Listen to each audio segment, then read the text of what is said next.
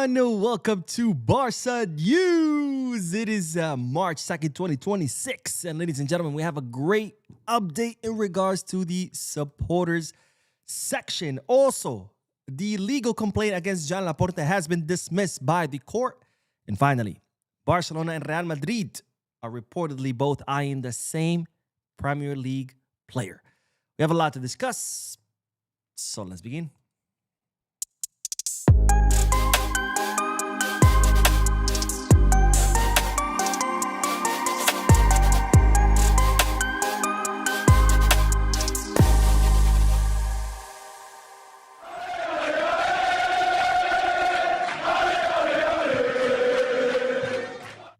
Hello everyone and welcome to the channel. My name is Boo. Welcome to the Barca News Live podcast, which is on every Mondays, Wednesdays, and Fridays, where not only we discuss Barcelona news, but I also get to interact with you lovely people in the chat section by reading your comments, answering your questions, and get a discussion going. So start filling out this chat section. For those of you who will be watching when the podcast ends, I will be putting timestamps in the description and chapters in the timeline in case you do want to skip through the discussion and get straight into the news. Having said all that, make sure to hit the like button, subscribe to the channel, drop a comment. If you're looking for any Barcelona jerseys or merchandise, make sure to Goal Kits, Kickback, or Fanatics. If you are looking to place any sports bets, make sure to bet us. All links are down below in the description and click on them. You get access to some pretty cool deals and offers. All right, let's begin with the news today. We're starting the podcast a little bit late. I do apologize about that. I had to work late. Very, very busy day, especially since it's Monday, but the good news is I'm here. I'm ready to give you all the news. And as always, of course, the first bit of news or the first segment of news is several bits of news combined together for the sake of brevity. Started with the great, amazing, beautiful, wonderful, grand, and hilarious news that today Real penalties dropped points. Yes, you heard that right. Today, Real penalties lost against the mighty, the Giants, Getafe. Of course, I'm kidding. They're not mighty, nor are they giant. In fact, they are fighting to avoid relegation. But that, of course, did not prevent Real penalties from losing 0-1 because, of course, as we've said many times before, if there's no penalty, well, there is no party. Now, the goal, by the way, the Getafe goal was one hell of a banger. I can't show you, of course, the replay because it's copyright infringement. I did share it on the channel's Instagram page. So if you follow me on the Instagram page, just go to the stories. You'll see the goal. One hell of a banger. I mean, banger. And by the way, another match, surprise, surprise, by Real penalties where there was a refereeing controversy because Rudiger straight up knees a Getafe player in the face, not accidental. Getafe player falls on the ground. Rudiger sees him, rushes towards him, and boom, plants his knee in his face like straight out of WWE. No foul, no yellow card, no red card, and the VAR nowhere to be found. Why the fuck did we invest millions of euros into equipping every stadium in first and second divisions with 34 cameras, TV monitors, crazy technology, trained everybody on how to use this crazy technology, and they missed something as clear as Rudiger kneeing a Getafe player that's on the ground right in the face. Not the first time, by the way, that we've seen Rudiger act like an absolute animal. Remember when they lost the Spanish Super Cup final against Barcelona? He was throwing bottles and stuff at the referee, talking about, I'm gonna kill you, I'm gonna kill you. They were holding him down, and he's like looking like crazy at the ref. I'm gonna kill you, I'm gonna kill you. And yet, nobody cares because he is a Real Madrid player. But the good news, of course, again, is that Real penalties have lost against Getafe, which means that Barcelona are now 4 points ahead of Real Madrid after Barcelona won their respective match against, what did we win against? Villarreal. Villarreal. Forgot. But we're now 4 points ahead of Real. Penalties, let's hope the team doesn't say, hey, I don't like big leads. So I'm just going to drop points because that seems what we like to do. We were 4 points ahead. We dropped points. We went to second place. Now we're 4 points ahead again. Hopefully the team is not like, yeah, you know what? I want to make things interesting. Let's drop some points because fuck it, right? That's what they like to do to us fans. But anyways, Real penalties, ladies and gentlemen, losing 0-1 against the mighty Getafe. Now, on to that next bit of news because, of course, tomorrow is the big day. I gotta say, I'm nervous. I might have to take some time off. I'm gonna try to fake an injury or fake being sick and say I'm going to the doctor's appointment. But tomorrow, ladies and gentlemen, is the second leg of the Copa del Rey semi-final against Atletico Madrid at our home, our stadium, our fortress, the Spotify Camp Nou, where Barcelona will be looking to mount a massive comeback after losing 0-4, or I should say 4-0 at the Metropolitano. And well, today the players trained one last time ahead of tomorrow's match, where, of course, Hansi Flick will not be able to count on Robert Lewandowski, who has been ruled out for tomorrow's match after fracturing his eye socket, his left eye socket. Eric Garcia will also not be available tomorrow since he did receive a red card against Atletico Madrid in the first leg. Frankie de Jong, he's injured. He will be out 4 to 5 weeks, so he's also not going to be available. But, of course, Hansi Flick does have other available players to him, and it's reported that tomorrow most likely is going to be Pedri and Marc Bernal starting in the midfield. Now, the question will be, of course, who's going to replace Eric Garcia? Will it be Ronald Araujo? Will it be Gerard Maldini? And after that, of course, I'll leave it up to you guys to let me know your thoughts and opinions. And also, yesterday I told you about a report stating that it could be Joao Cancelo in the place of Alejandro Balde on the left-back position. But, of course, that's not confirmed. So my question to you is, who do you think Hansi Flick will go with? Balde or Cancelo? And more importantly, who do you think Hansi Flick should go with? Balde or Cancelo? And again, Araujo or Maldini in the place of Eric Garcia. That's, of course, going to be the big questions for tomorrow. The rest of the team, I think we can kind of predict what's going to be. Pedri, Bernal, Fermin Lopez, I'm guessing Lamine, Coutinho, and God help us, Ferran Torres. So who knows? Maybe Ferran Torres tomorrow finally becomes a shark again. He likes to alternate. It's like, 5-6 matches, he goes back to being a sardine, and then he goes back to being a shark, then a sardine again. It's like he likes to keep us guessing. Let's hope tomorrow the sardine becomes the shark because,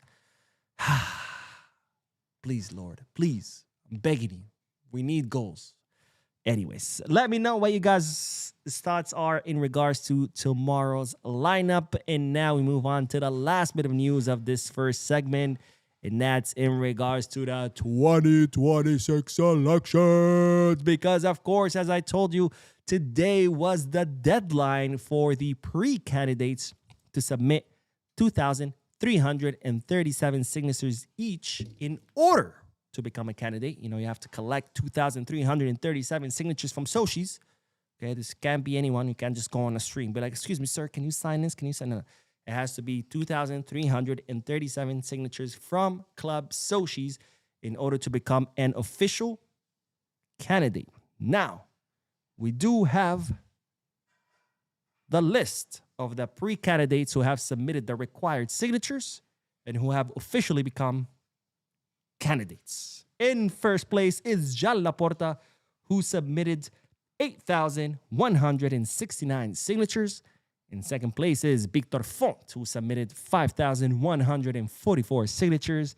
And in third place is Marc Siria, who submitted 2,844 signatures. And ladies and gentlemen, those are your 3 official presidential candidates: Joan Laporta, Victor Font, and Marc Siria, who have collected the required signatures to become candidates. And those 3 will be on the ballot for the 2026 presidential elections. Even though, as I've been saying for months and months, I think it's pretty clear Joan Laporta is going to win re-election. But just know that those are your 3 official candidates. Now, Xabi Villajuana was not able to collect the required signatures. He was only able to collect 1,593. So approximately, what's that, like 800 signatures less than what he was supposed to get. Then we have Daniel Juan. who collected 84 signatures. God bless his heart. And finally, William Maddock was able to collect 9 signatures. Bro, 9 signatures? Like, Jesus. Like, do you not have, like, family members who are Soshis and, like, friends who are Soshis? 9 signatures? Come on, bro. I think I could do better than that. But anyways, William Maddock, Daniel Juan, and Xavi Villajuana are officially out. And your official candidates are Joan Laporta, Victor Font, and Marc Siria. By the way, yesterday I made a video about how Xavi Hernandez is not a traitor just because he chose a different candidate. It's not Joan Laporta. And people still went apeshit because at this point, I'm like, yo, are you even a Barca fan or are you just a Laporta fan? Because my God, every time I say something about Laporta, people just lose their shit. Which, by the way, it's a great lesson for me as someone who majored in political science on how powerful charisma is. And I say that because for those of you who don't live in the U.S., you know, you guys know I'm a lawyer. But in the U.S., in order to become a lawyer, you first got to get a college degree. Like you have to first go to university, study 4 or 5 years, get an actual degree, and then you apply to law school. Law school in the U.S. is kind of like the equivalent of a PhD. And my undergrad was political science. I specialized in Latin American and Middle Eastern politics. And, you know, part of my course in political science, I studied dictators, right? And I used to always wonder, I'm like, my God, like these dictators, how the hell do they get into power? Like, how the hell can people support them? And like, you know, they do these awful things and like it's all like very well documented and yet people still support them. I'm like, how? Like, I don't get it. Like, for example, Hitler, right? Hitler didn't like do a coup d'etat and like take over the government. He was democratically elected fair and square. And you wonder how these dictators, you know, do it. And you know, you study about how, you know, their charisma plays a part of it. And you don't really get it until now. I really now get it. I really true. Not that I'm comparing Joan Laporta to a dictator or that he's evil. Not at all. I don't think Laporta's evil at all. Or I don't even think he's bad for Barca. But I see it now. I now understand the power of charisma. You know, human beings overall are just weak-minded, right? And they're very easy manipulated. They're very easy influenced. And I see it now. I finally see it because, my God, man, it's like you say one bad thing about Laporta and people just fucking lose their shit. And I'm like, bro, you've never even met this fucking guy. I mean, 99.9% of the people here freaking out are not even Soshis. Like, you can't even vote for this guy. And yet here you are, ready to die on the hill, like ready to give it all for someone you've never met, you can't even vote for, and that really has zero consequence on your life because you were talking about the president of Barcelona. Like, how is that going to affect your day-to-day life? Like, it really has zero effect. But anyways, I made that video. People lost their shit as expected.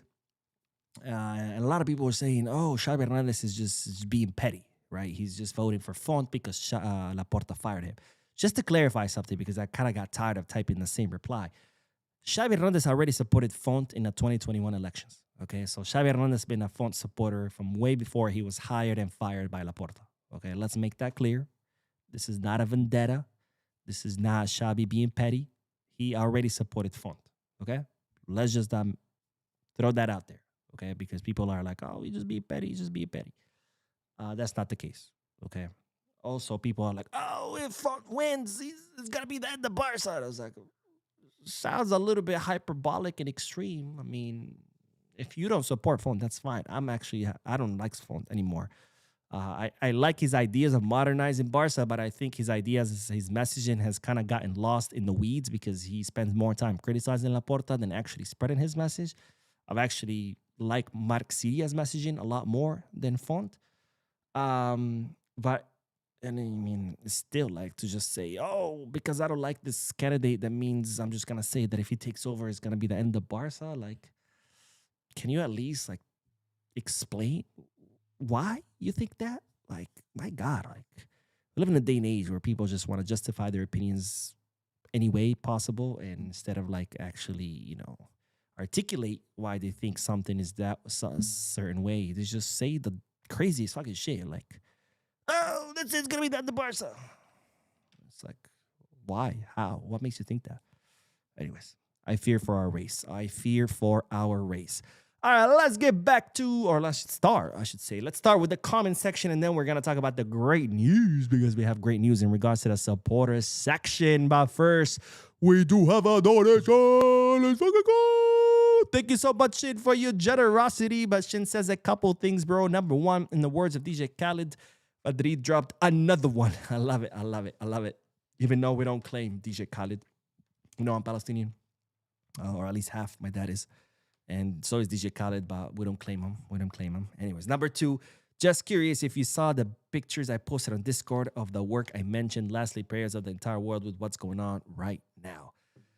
I did not see the pictures because I forgot my Discord password. So I can't log into my Discord on my cell phone because I'm stupid. So I have to log into my computer. And believe it or not, we use Discord at work.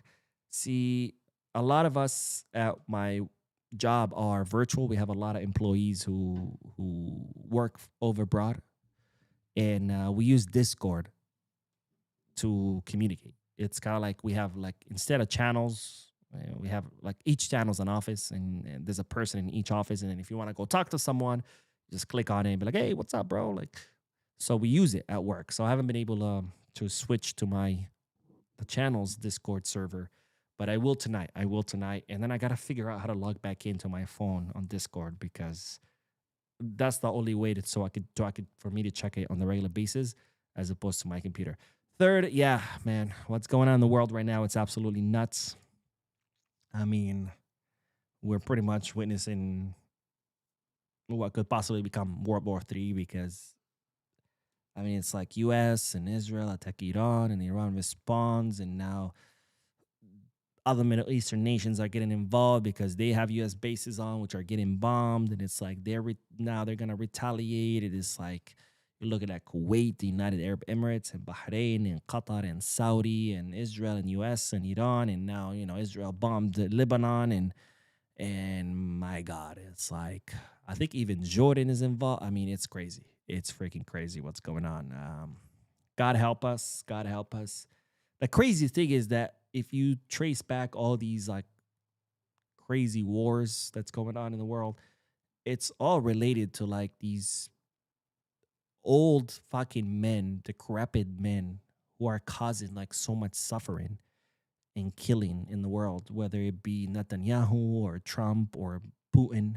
I mean, and it's like, yo, you guys are old as fuck. You had your time. Just like, go away.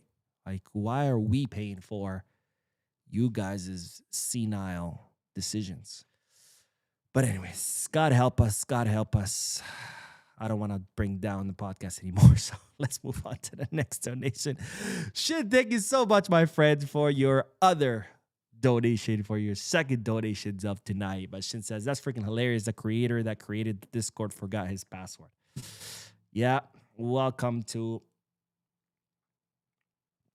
a day in Mo's life where there's so much shit going on that my brain is so scattered. But I'm going to try to reset the password, or at least try to remember it tonight so I can log into my phone so I can be more on Discord, because that's the only way I'm going to be more on this. Because like I said, on my computer, I'm always logged into my work server. And very rarely do I switch back to the channel server. But, all right, let's see. But thank you, my friend, for your generosity. And Barca Mama says, what an amazing Monday, Bisca Barca. It was definitely an amazing Monday with Real penalties dropping points. And Barca Mama says, and how the hell was that not a red on Rudiger? Because welcome to refereeing in La Liga. That's how. And Roger says, Mo, good night. Tuning in from Tobago. Let's go. Mo, did you see the knee Rudiger hit the Getafe player in his head and not even a foul was given? It's ridiculous. I did see it. But at this point, I'm not surprised. I am not surprised. Mike Valencia says, what's up, boo? This is my trademark. I just like justice from the Gambia guy. I like it too. In fact, that's going to be the next comment I want to read. Let's see. Here we go. My best, what is it called? Catchphrase. Justice Boyo, who says, hello, Bo. Justice Boyo from the Gambia. I'm having high hopes that a remontada is possible with the mentality of the players in the locker room. I wish them a good luck and Bisca Barca. Always Bisca Barca, my friend. I'm hoping for a remontada too, even though it's going to be a pretty tall order to complete. Sorry, I'm really thirsty today. All right, let's see. Let's do one more comment and then we'll get back to the news because we do have a great news. I sound like Tigger. Great. All right, let's see. Dorian says, hey, Mo, one question. When the Camp Nou is fully finished, how many people will be in the supporting section? That's a good question. I think it's 1,500 or 1,100. I think it's 1,100. Trying to remember what was the number before. It was something around there, 11 or 1,200 in a supporter section. It's a small section, but I mean, the idea is not just for the supporter section to chant the whole time, right? The idea of supporter section is for them to lead the chant and then for the rest of the stadium to sing along. But this is what happens, unfortunately, with big clubs, is that the bigger a club gets, the more tourists it attracts, and also the more expensive tickets they get. So, you know, the hardcore, die-hard fans get replaced with tourists and perhaps wealthier people who might not be down to chant the entire 90 minutes. So this happens all across. Like you go to any big stadium, it's pretty boring. And this comes from a guy who's watched matches in South America, where those stadiums are insane. Like some stadiums, you can't even hear the person next to you. It's kind of like being at a club. Like, what? I'm gonna go to the bathroom. Huh? You know, like that. Because the whole stadium is just like jumping up and down, 90 minutes, just fucking singing, chanting, drums, flags waving everywhere, fucking flares. I mean, it's insane. It's another. This is why I can't go and watch American sports. Like I go watch. I've gone watch basketball and baseball, and I have watched NFL. Actually, I was gonna say I've never seen NFL. I have. I saw a Jets game, and my God, it's like defense. And it's like, the fuck is this? You feel like you're at a geriatrics wing of a hospital or like at a retirement home. Like, really? This is what you guys call watching a sport, chanting defense and doing the chicken dance and the kiss cam? It's next level boredom. And on top of that, the ticket prices are expensive as fuck. If you want a beer, it's $15. If you want food, you're talking about $30 to $40 just for one person.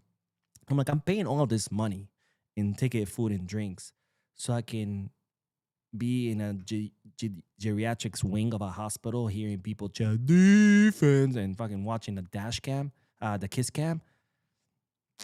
No, thank you. All right, let's do the next bit of news because speaking of the supporter section, we do have great news. Great, like Tigger. Because, ladies and gentlemen, the Catalan police have approved the return of the supporters section. Let's fucking go. Wait, where's my horn? Is this my horn?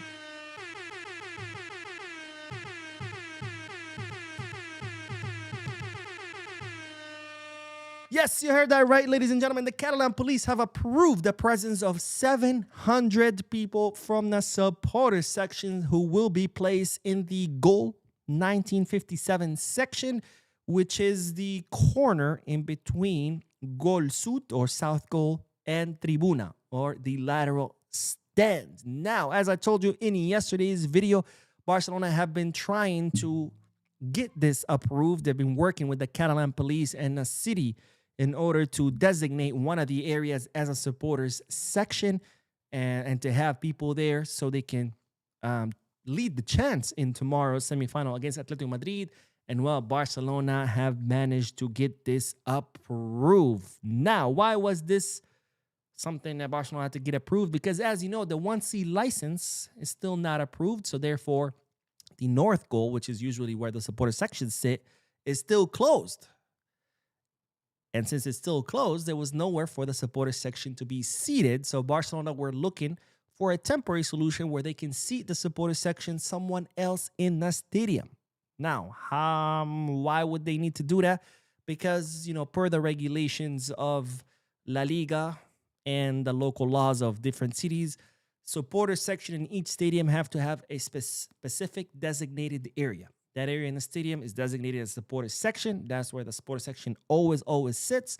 They have separate entrances and separate tunnels in order to, of course, prevent them from, clashing with fans from the opposing team, or maybe clashing with local people, etc. So for security purposes, supporter section have their own entrances, their own tunnels, and they have their own section that they sit in every single match.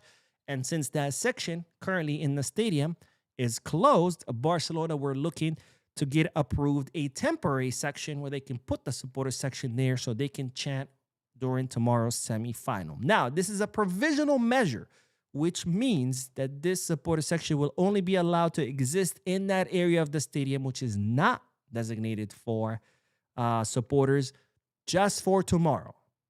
So only for tomorrow's semifinal will 700 people from the supporter section be allowed to sit in the Goal 1957 section.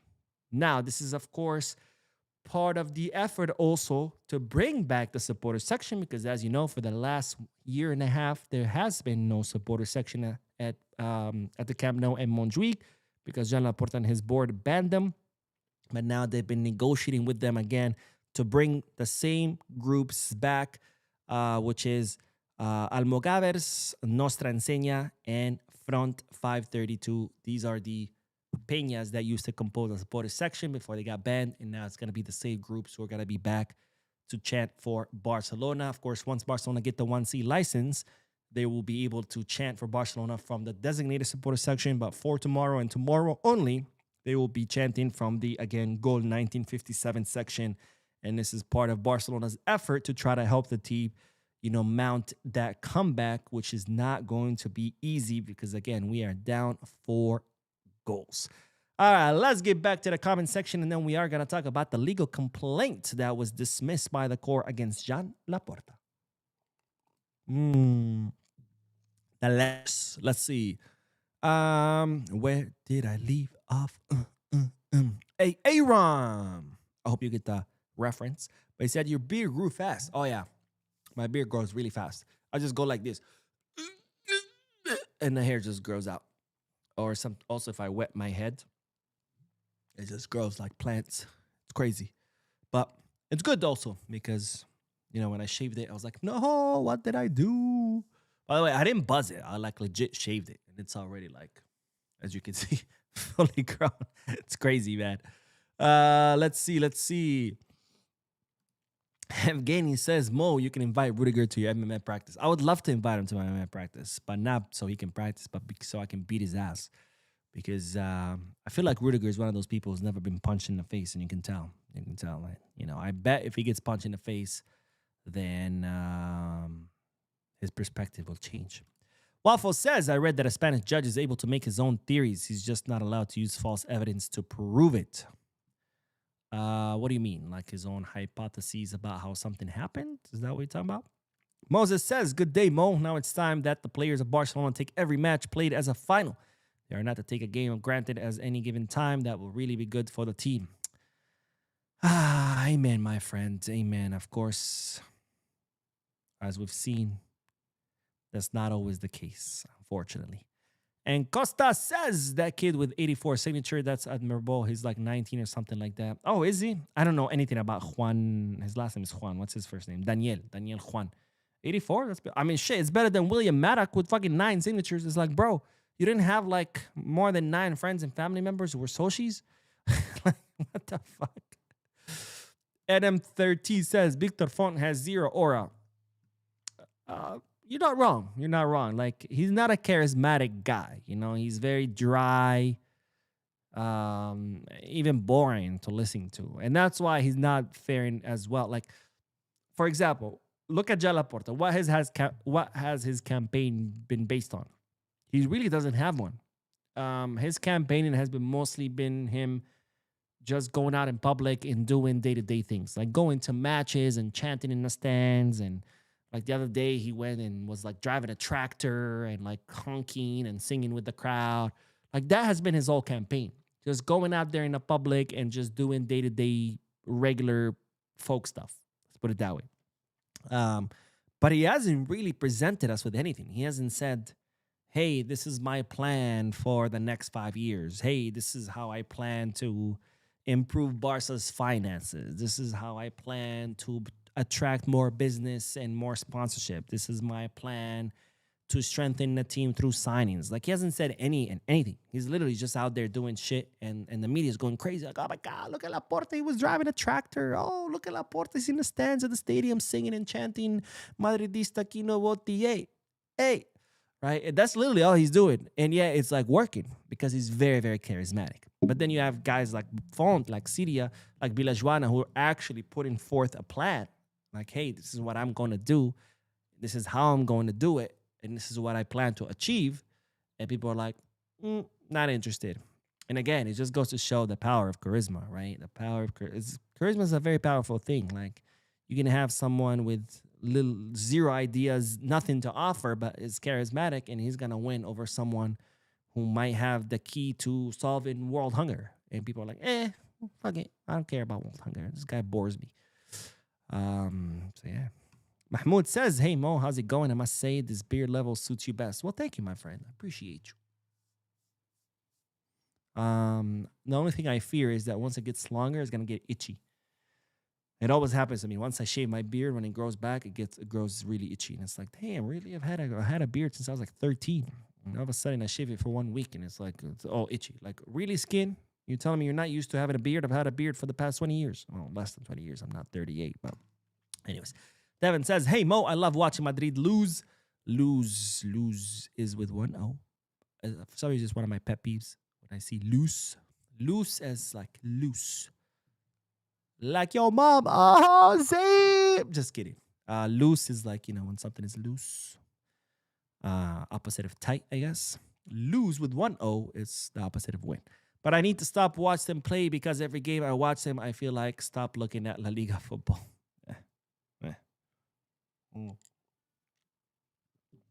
Wait a minute. I was like, I think I hear music. Yeah, it's my phone. All right, one more comment, and then we'll do the next bit of news. Let's see. Barca Got Culture says, Mo, the funny thing is that these wars, the rich is making so much money. Like, remember, I said I work on trading floor. The idea is to buy up gold in war. Yeah, unfortunately, the rich keep getting richer, and, well, the rest of us get fucked, right? So, it's unfortunate, but anyways. All right, let's get back to the news. Because, ladies and gentlemen, we do have to talk about Joan Laporta because the court has dismissed the complaint filed against the Barcelona presidential candidate. And I say that because obviously he resigned as a president and now he's a candidate.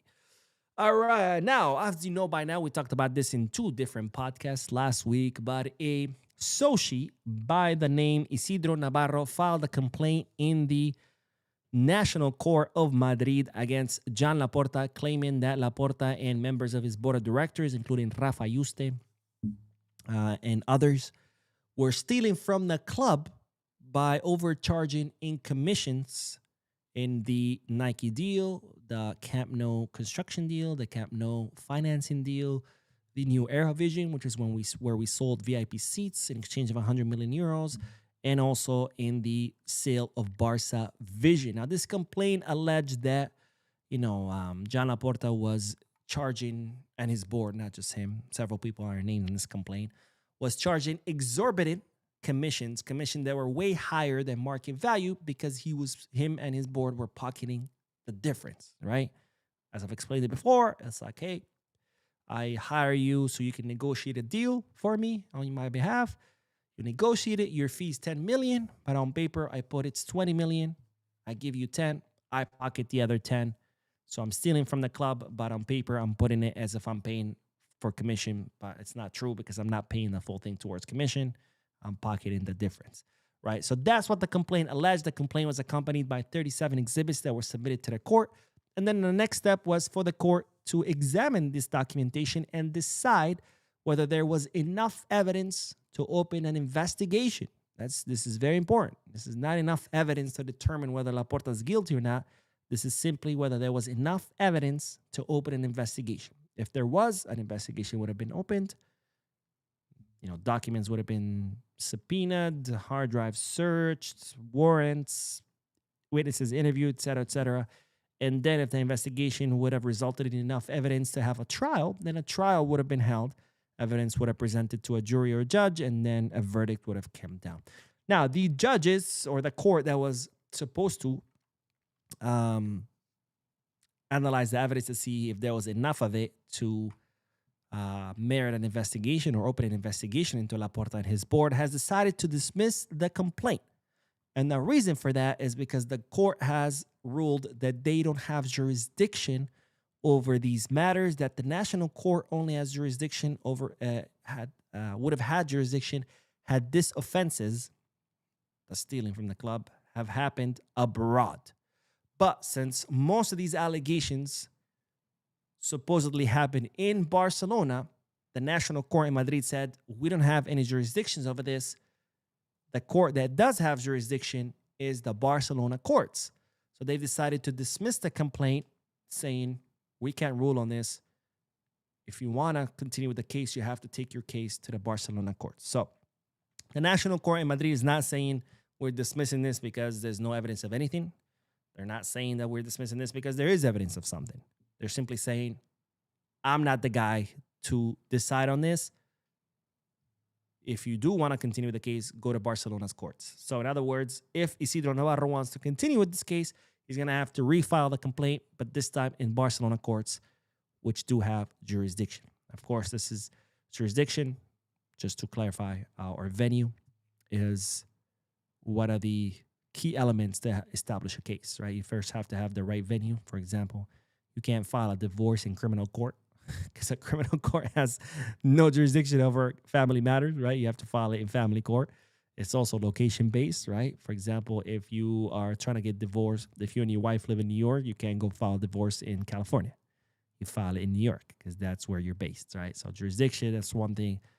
You also need other things. But anyways, jurisdiction, one of the most important things to have a case. If there's no jurisdiction, there's no case. So the court has dismissed it, but of course, it has left the door open for Isidro Navarro to file the case in the Barcelona courts if he wishes to continue with this case. All right, let's get back to the comment section, and then we are going to talk about the Premier League midfielder who supposedly Barcelona and Real Madrid are set to fight for. Gonna tell you who he is. Yes, sir. Yes, sir. Let's see. Where did we leave off? If Getty says, I think you can use QR code for Discord, scan it from the computer, and log in. Oh, well, if that's the case, I'm definitely going to try that because, I just don't know my password anymore. And the messed up thing is I actually have a password manager, like a vault where I have my passwords for everything. And for some reason, I just did not write down the password for Discord. So that was very disappointing. But it's okay. I'll figure it out. But thank you, my friend, for your suggestion. I'm definitely going to try that. And Shin, who says, I'm going to start saying, hey, Mo, it's Shin from the land of armadillos. I love it. You should. That should be your catchphrase. And Shin, who has gifted 5 Barca News membership. Thank you, my friend, for your generosity.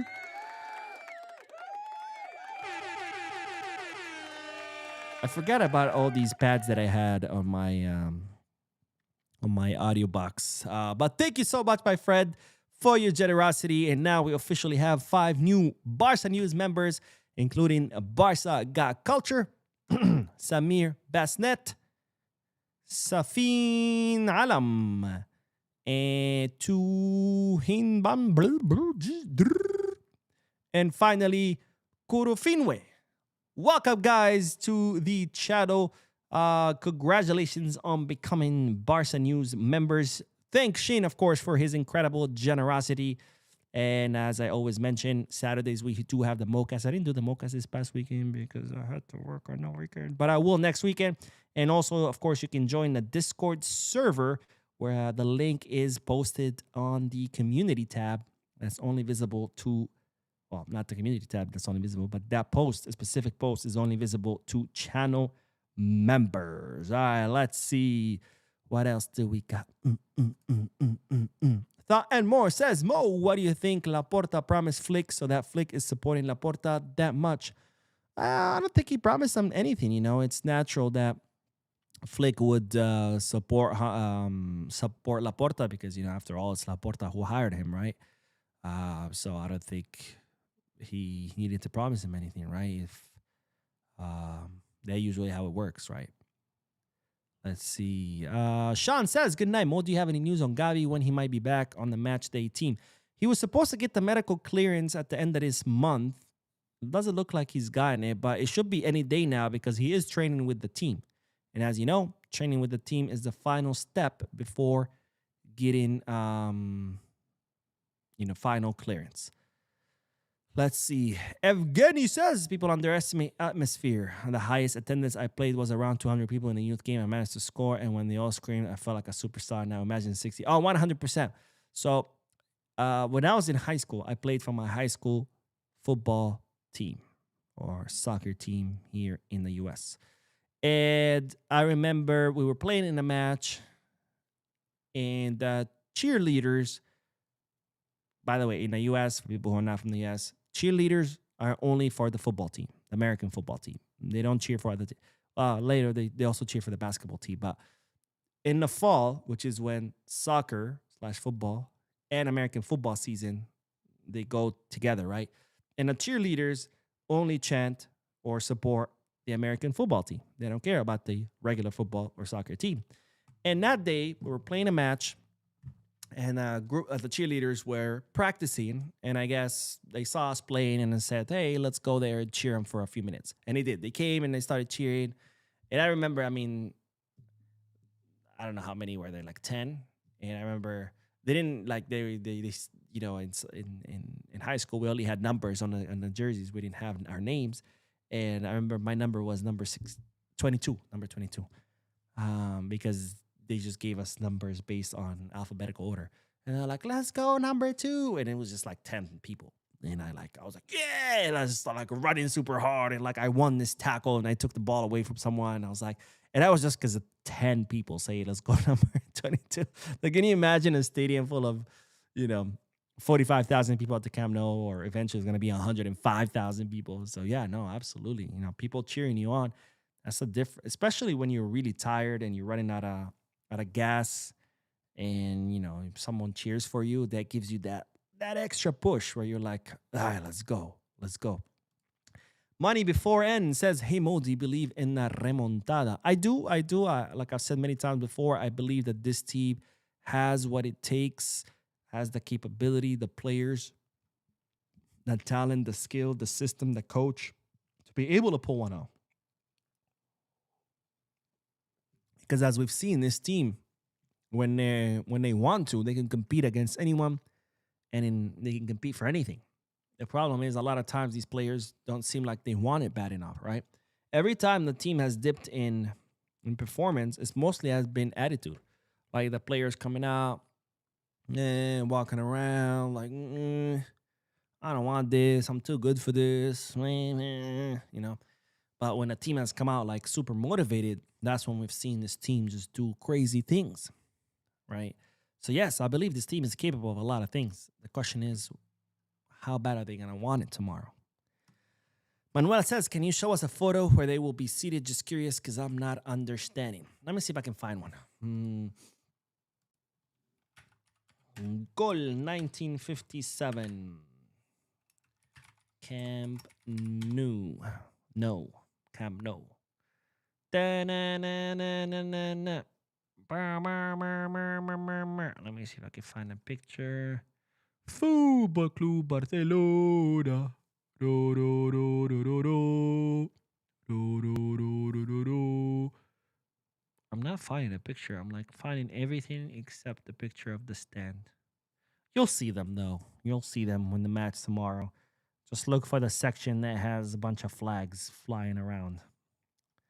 But anyways, let's see. What else? Ahmad Ashraf says, Mo, how much is left for the third ring to be done in the Camp Nou since they are going to add the roof in the summer? The roof is going to be in 2027.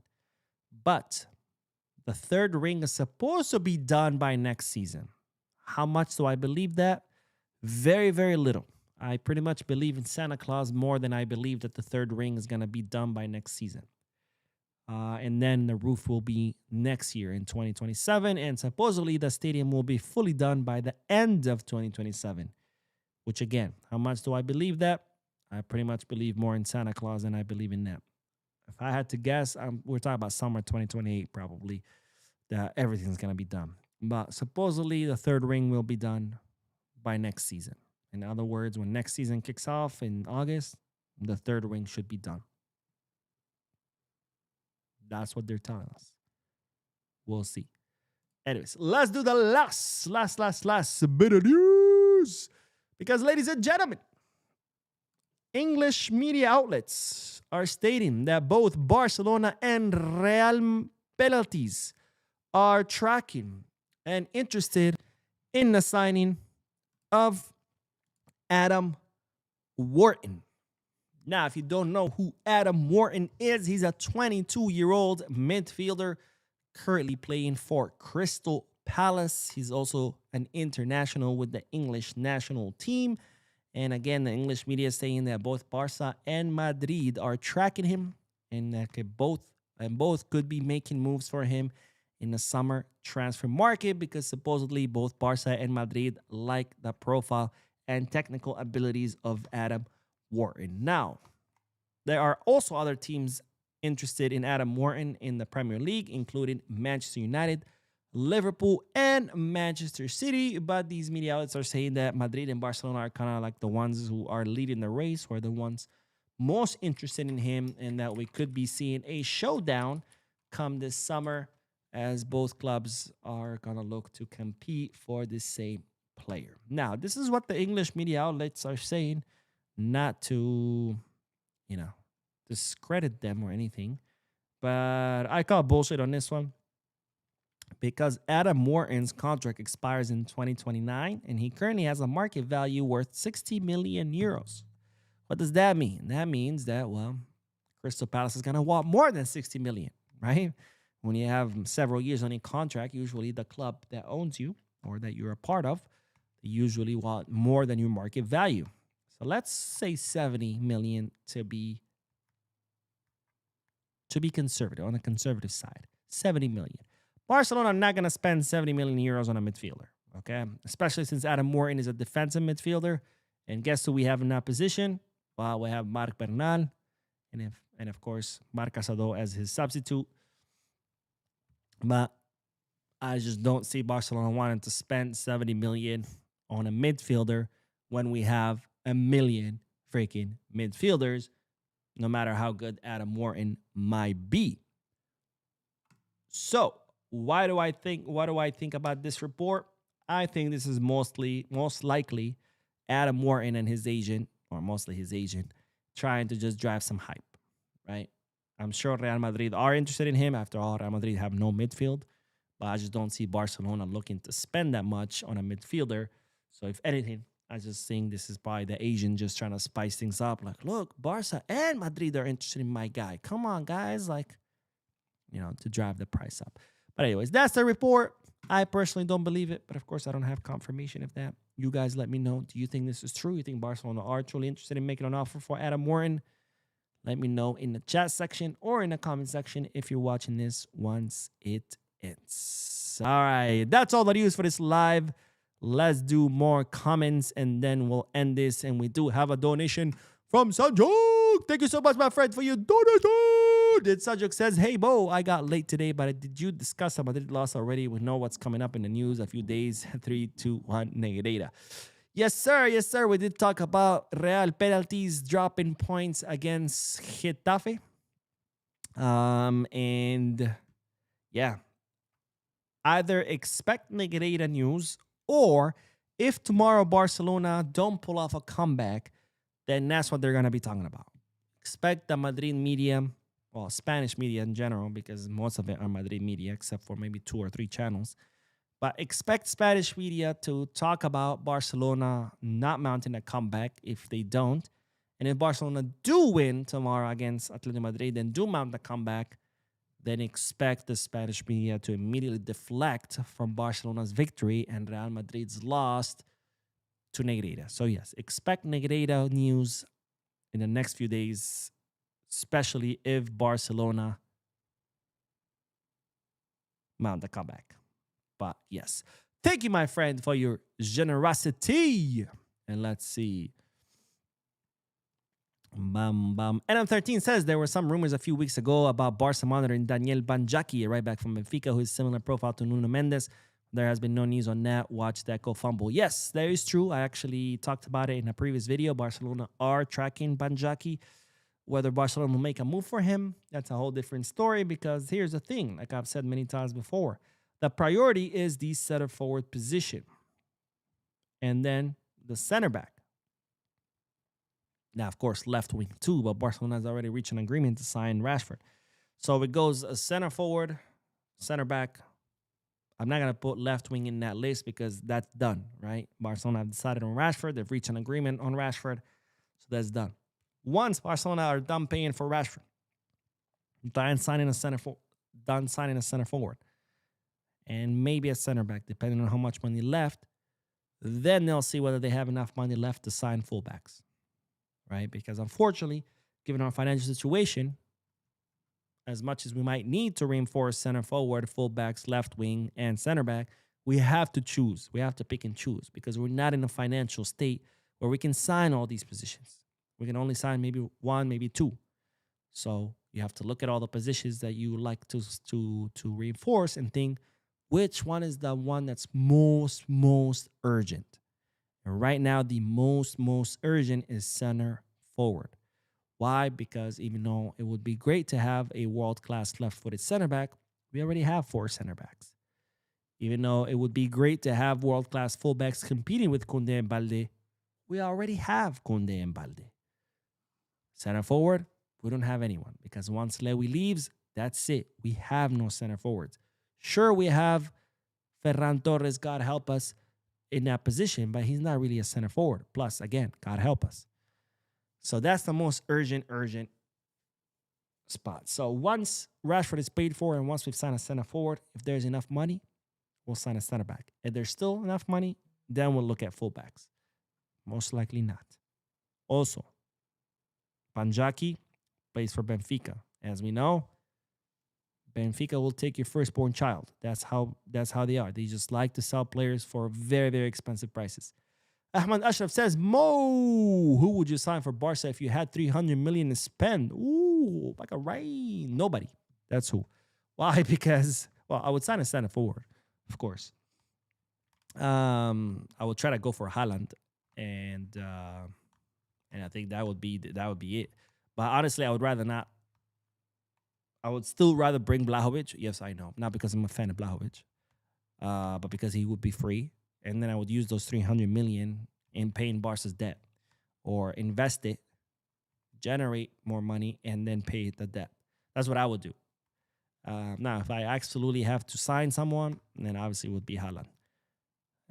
But yeah, I would rather invest it and pay the debt off because our debt, man, is insane. Jose Fernandez says, Mo, what about the possibility of Rashford as a CF playing as a 9? He can play there, but you still want an actual 9, right?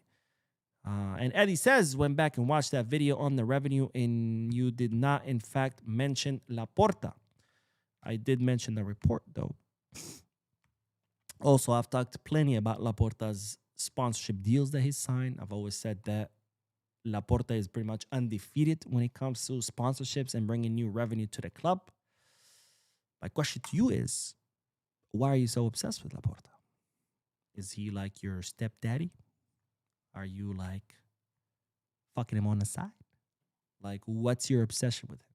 Like, what is your obsession with a man you've never ever met in your life?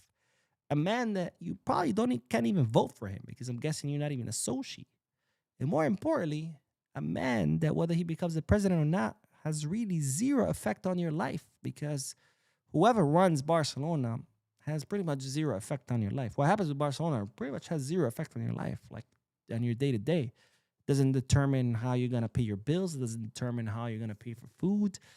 So my question to you is, why are you so obsessed, my friend? Obsessions are not healthy. Remember when I did that segment on Araujo and I talked about the importance of mental health? Well, let me remind you, it's okay to seek help. It really is. It really is. Yomi Odora says, hey Mo, hope you are doing well. We need all the luck tomorrow. We will play Rash as 9. Ferran Guppy worries me. Yeah, he worries me too, my friend. He worries me too. I don't know if we'll play Rashford as a 9. I don't know. We'll have to wait and see. We'll have to wait and see. But yeah, man, Ferran does worry me. Watch him go tomorrow and score a hat trick. That's Ferran. It's like, he goes 10 bad matches and then he gives you like a great one. So hopefully tomorrow he can be inspired. Sean says, hey Mo, I saw an interview Yamal did where he said he wasn't playing with the same amount of joy as last season. I think we need to protect him and better support. I have not seen that interview. If you could tell me more about it, I'd be very interested to watch it. Was there a specific outlet that he did the interview with? Let me know. Let's see. Sulaiman says, hello, Mo. How are you doing today? Looking forward to the match tomorrow. At the same time, worried about the Tuna leading our attack tomorrow. What do you think? I'm worried too. I really am. But let's hope for the best. My Nolka says, hey Mo, what a successful hate watch that was. People could play. Ferran misses big chances too often, but after seeing Vinny missing open sitters today, I kind of sympathize with him. I did see that. I didn't watch the match, but I did watch the highlights. And yeah, he was 1v1 against a goalkeeper, and he just sends it flying. My goodness. That was bad.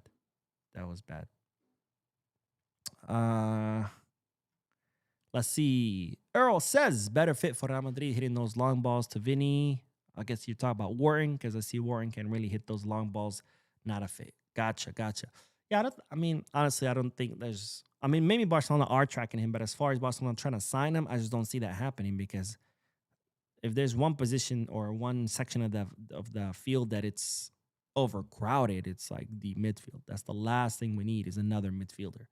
We have Frankie, Pedri, Gabi, Bernal, Fermin, Olmo, Casado. That's 7 right there. And that's not to mention the ones in the academy, right? That can also be promoted. Ahmad says, Mo, would you sign for Barca if you had 300 million to spend? I already answered that.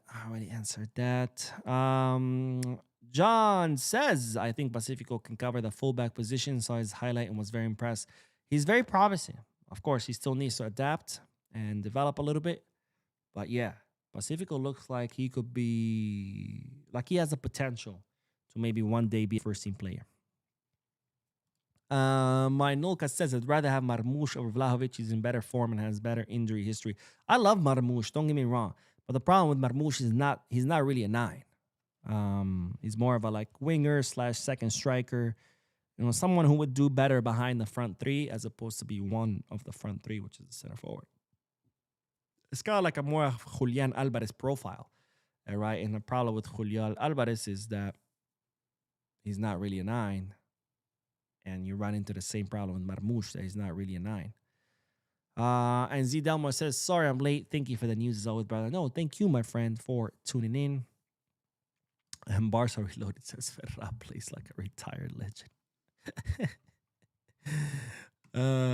You ain't kidding, my friend. You ain't kidding.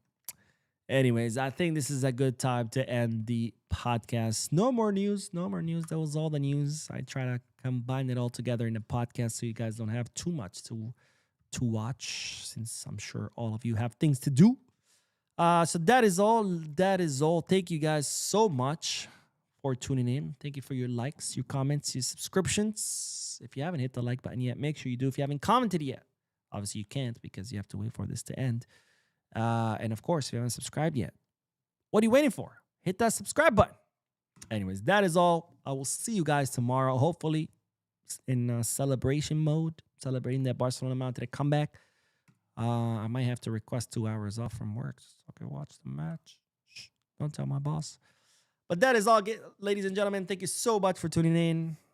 And as always, more than ever, Viscarsa.